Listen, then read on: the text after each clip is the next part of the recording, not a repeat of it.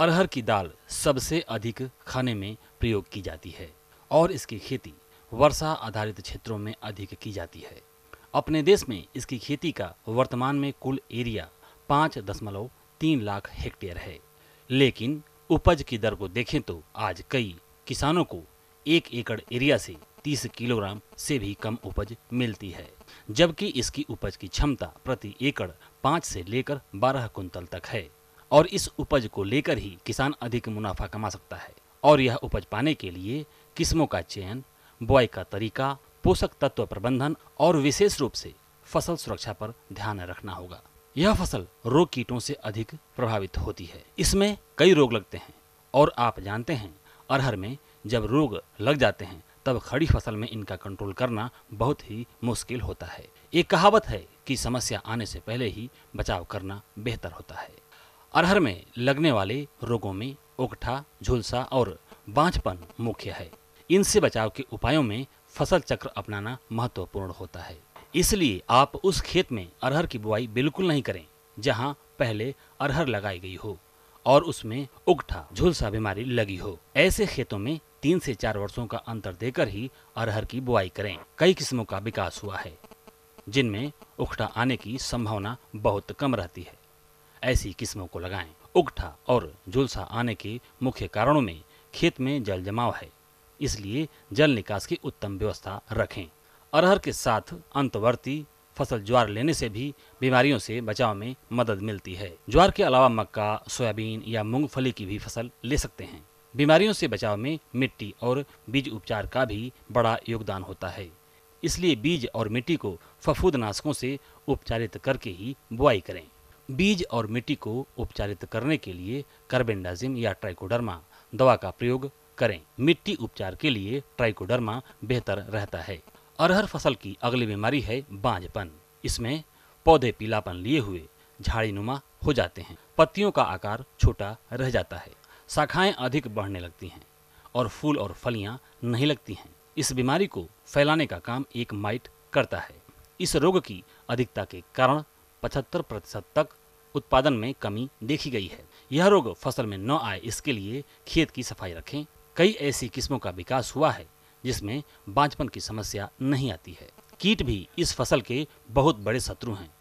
इन कीटों में फली बेधक, फली मक्खी, पत्ती लपेटक और सेमी लूपर जैसे और कई कीट हैं। इनमें से फली बेधक और फली मक्खी सबसे अधिक नुकसान करते हैं। तो इनसे फसल को बचाने के लिए सबसे पहला कदम है गर्मी में खेत की गहरी जुताई। ऐसा करने से कीट तो नष्ट होंगे ही, बीमारियों के बीजाणु भी नष्ट हो जाते हैं और भी कई लाभ होते हैं। कीट रोधी किस्मों का चुनाव करें। देर से बुआई करने पर भी कीटों का प्रकोप अधिक होता है। फसल बहुत घना होने पर भी कीटों का प्रकोप बढ़ता है, इसलिए उचित दूरी पर ही बुआई करें। फसल में खरपतवार नहीं बढ़ने दें। रासायनिक उर्वरकों का प्रयोग संतुलित मात्रा में करना चाहिए। कीटों को कंट्रोल करने के अन्य तरीकों में आप ट्रैप का भी प्रयोग कर सकते हैं। फली बेधक के वयस्क नर को आकर्षित करने के लिए फेरोमोन ट्रैप का प्रयोग किया जाता है, जिसमें वयस्क नर फंसकर नष्ट हो जाते हैं और इनकी संख्या नहीं बढ़ पाती है। और इस ट्रैप का प्रयोग फूल आते समय करना होता है। अगर फसल में पक्षियों के बैठने की जगह बना दी जाए तो भी पक्षियों द्वारा कीटों का शिकार कर लिया जाता है। ये पक्षी सभी तरह के उड़ने वाले कीटों को खाते हैं। अगर किसी किसान ने कीट और रोगों से बचाव के उपायों को सही ढंग से नहीं अपनाया है और खड़ी फसल पर कीट बीमारियों का प्रकोप हो जाता है या मौसम में उतार चढ़ाव से कीट रोगों की समस्या आ जाती है। उकठा की अगर बात करें तो खड़ी फसल में इसका नियंत्रण नहीं किया जा सकता है, लेकिन अगर अंगमारी यानी स्टेम ब्लाइट बीमारी लगी है तो शुरुआती लक्षण दिखाई देते ही ऐसे पौधों को निकालकर जला दें या मिट्टी में गाड़ दें। उसके बाद मेटालेक्सिल और मैंकोजेब का मिश्रण, जो बाजार में कई नामों से उपलब्ध हैं, इस दवा को 300 से 400 ग्राम 200 से 250 लीटर पानी में घोलकर प्रति एकड़ की दर से छिड़काव करें। 15 दिन के बाद दोबारा छिड़काव भी जरूर करें।